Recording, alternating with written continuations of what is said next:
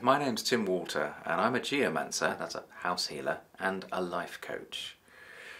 I used to be a filmmaker, and in 2003, in the year that I first met my mentor Hamish Miller, I made a documentary with him called The Spirit of the Serpent. Now, The Spirit of the Serpent is a half-an-hour programme that we pitched to broadcasters about earth energy at sacred sites. So what I want to do now is to show you the first half of The Spirit of the Serpent, and in it you'll see Hamish Miller dousing the earth energies at the Merry Maidens stone circle in Cornwall, and other people, his friends and his colleagues, investigating the space to find out what they can find there. Some on a more spiritual aspect, like Julie Soskin, and some on a more scientific aspect, like Jim Lyons. The programme is presented by Claire Grogan, and she does a wonderful job. But I have to say that I think sometimes she wondered what she'd got herself into, like a lot of people do when they first come across earth energy. So here it is, The Spirit of the Serpent from 2003.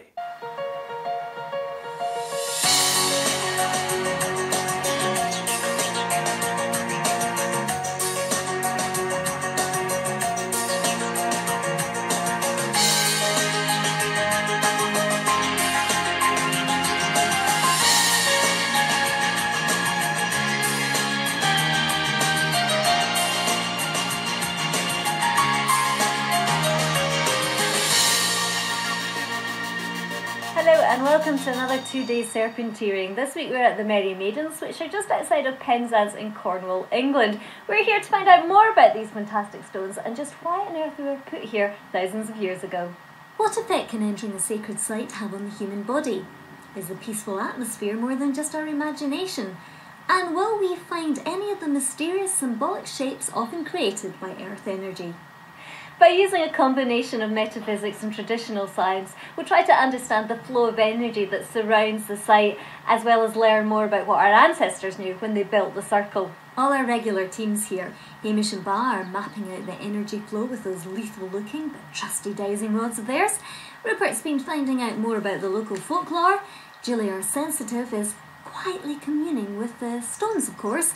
And here's Jim, our rock of scientific sanity, in amongst all this metaphysics madness.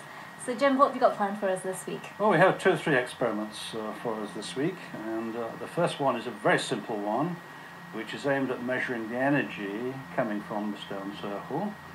We have a second one, which is measuring the effect of the energy from the circle on you, or me. And the third one is really a slightly cleverer one, which really measures how people are learning to dowse. We can measure the brainwave reaction as a result of dowsing. Well, just what this circle of stone will reveal to us over the next 2 days is anyone's guess. When the team arrived here, the first thing they did was to gently familiarise themselves with the circle. And I always feel I have to ask, because it's like going in a cathedral. No, you can't turn your back on it once you're in. It's very comfortable there, but I find it uncomfortable here. I think there are patches where you feel quite disorientated. The discomfort is perfectly logical, because there's so much, Yes, there is. so many different Yes, frequencies of there energy is. around. You're bound to hit one that gets you in the gut. It's also very powerful, so when you get powerful energy it can feel quite disorientating anyway. Yeah, it seems to be getting excited about what we're doing. Yeah, I felt that too as we came in. It's like, oh goody. Later, I was keen to find out what the team wanted to achieve here. Now you guys have had the chance to get to know the site a bit. I've watched you all pacing around, touching stones, doing weird things with washing lines, or what it looks like to me. I mean, what's everyone's expectations? And this one in particular, I'm looking for the energy centre in the circle, which will not be in the centre. It'll be offset, and I hope to find on that there's radials of energy coming out of the stones. These subtle energies are all different in all different sites, and they're bands of different energies. They have a different effect on our way of thinking and our behaviour, and that's why we have to find out a lot more about it. And what's it going to tell us though about the people that erected these stones? Hopefully we're going to try and get into their mindset, but that's the difficult thing, because it's 4,000 years old, but it may have started long before that as a sacred site. It may have gradually built when they started realising just how important this place was. And as they worked with it, the odd thing is that the earth energy seems to respond to consciousness.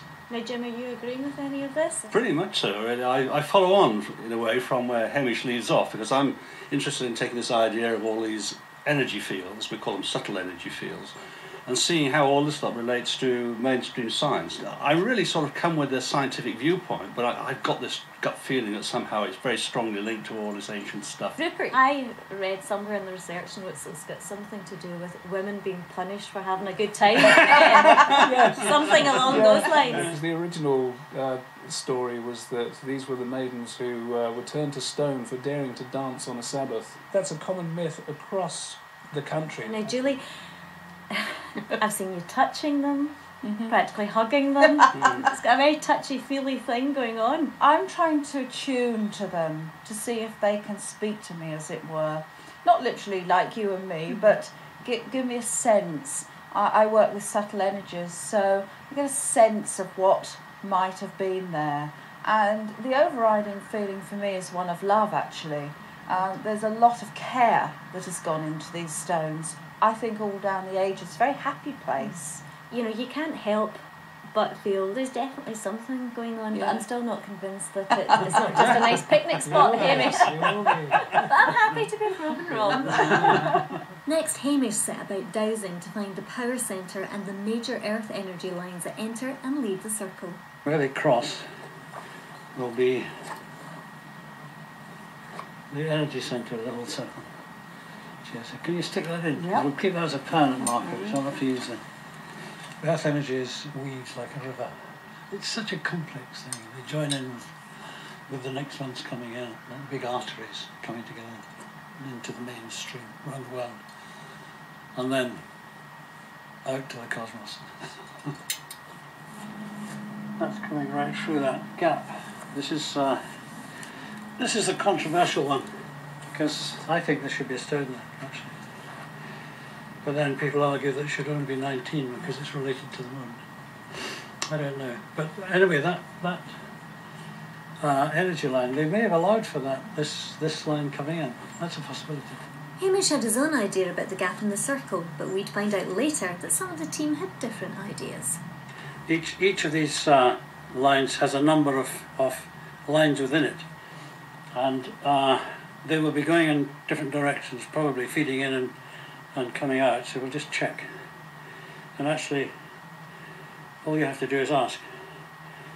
And that one is feeding that way. And the next one is that way. They are different frequencies, they are male, female, positive, negative, or yin-yang, or whatever. But there are differences in these lines, and they're feeding different energy in. And it's going through that stone, and that stone will react to this energy. But it's not dependent on it, because it has its own energy centre and its own function, and it's related to the centre.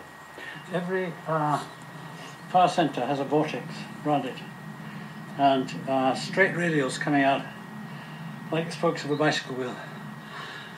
And they will tie up from here, from this power centre, to each individual stone. I think that's what the ancients were marking, because they didn't necessarily start with 20. They may have started with half a dozen stones, just marking the odd radial coming out. But as it develops in ceremony, the whole system seems to develop, and the earth responds to what people are doing in the ceremony.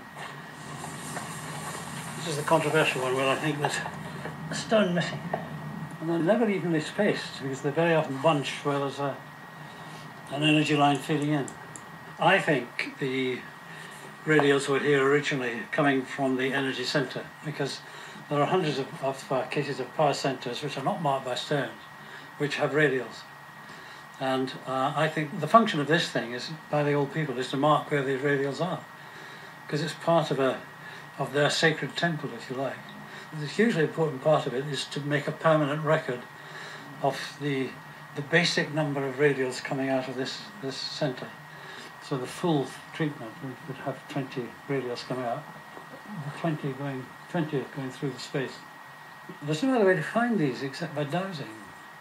Japanese are developing some equipment that hopefully will do the job that I'm doing and more accurately. On the other hand, I think if I put a little meter on the top with numbers on it, people would believe this thing. Number 3. The lines of earth energy Hamish was finding fitted perfectly with what Jim, our academic, was expecting. But all the numbers that you find associated with all these alignments of stones are related to the good old platonic solids of Greek geometry. You can find out all sorts of angles from that, and you find all those angles, believe it or not, in stone circles. And an absolute classic example of this in terms of earth energies is volcanoes. Volcanoes are distributed according to very specific rules. And a wonderful example is Easter Island.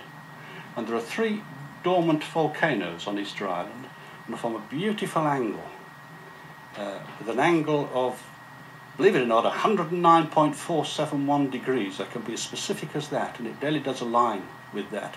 It all comes from the simplest of the platonic solids, the tetrahedron. And that's the angle that you find just about everywhere in earth energies. These lines gradually get closer together the nearer you go to the centre of the circle. And in fact, this whole thing follows a very precise mathematical rule called the geometric series, and we find this absolutely everywhere in earth energies. Well, the distance from the centre of these stones to this edge line here is about 33.5 inches, or around about 2.72 feet. And when Alexander Thom, an engineer who was a Cambridge professor, he analysed something like 900 stone circles throughout the UK, and this figure of 2.72 feet kept coming up time and time and time again. And he called it the megalithic yard because it's as near as damn to a yard. And it's stayed with us ever since. And the academic world really doesn't believe in this number. But in fact, what I've done recently is analysed the geophysics of the Earth in terms of magnetic field and gravitational field. And when you start to look at the balance between the energies, a characteristic length comes out of these equations. And that length is precisely 2.72 feet. All these stone circles seem to have 8 concentric circles of energy around the stones. They start, Jim says it's a megalithic yard just outside, and then they gradually come in. And I thought there was a sort of protection thing, but it's not really. I think it's almost a sensor. And when you come in, you cross this in the right frame of mind to accept what's happening inside, the whole thing switches on to the consciousness it's working with. One of the things about stone circles is there's always an anomaly in the magnetic field. Generally speaking, the magnetic field inside a stone circle is slightly less, by about 1 or 2% compared with that outside. And also the other thing is the magnetic field is variable, and you can find this very easily with a simple map compass. But generally this particular stone circle is pretty smooth. But in fact there's a small area just over here which is in fact anomalous. And I've got this aligned to north. But as I moved into this sort of region, round about these 2 stones here, relatively small region, it smoothly swings by about 30 degrees. So there's a 30-degree anomaly in the position of north. Well, that was much earlier today. Hamish, there looks like there's an awful lot going on here. There surely is. There's been a lot doing, but we've just managed to do the sort of bare necessities of showing what's been happening in this energy centre. Now, I've seen you do this a few times. How on earth can I believe that it's all for real? It's difficult to say. I can't actually prove this is happening. There's no other way of finding this, and it's such a subtle energy. There's no way of finding it without a dowsing rod. What we're finding is absolutely astonishing. You can see what happens, and all these radials, straight radials coming out through the stones. We've got spirals. And it's all meeting in the centre. It's all meeting in the centre. It's all happening in the centre.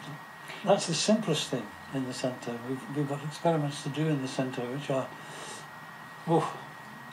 mind-blowing. You've got a lot more to do, clearly. I better leave you to it then. Thank you very much. We'll leave Hamish to finish off here while he's still got some light, and we'll find out later on in the show what else he discovers. Coming up, Julie, our sensitive, will tell us what she's been picking up on, and we're going to learn a little more about the folklore and legend from Rupert. Yeah, it's fine. Right. I think we'll call it a day. I think so, yep, a day. Oh.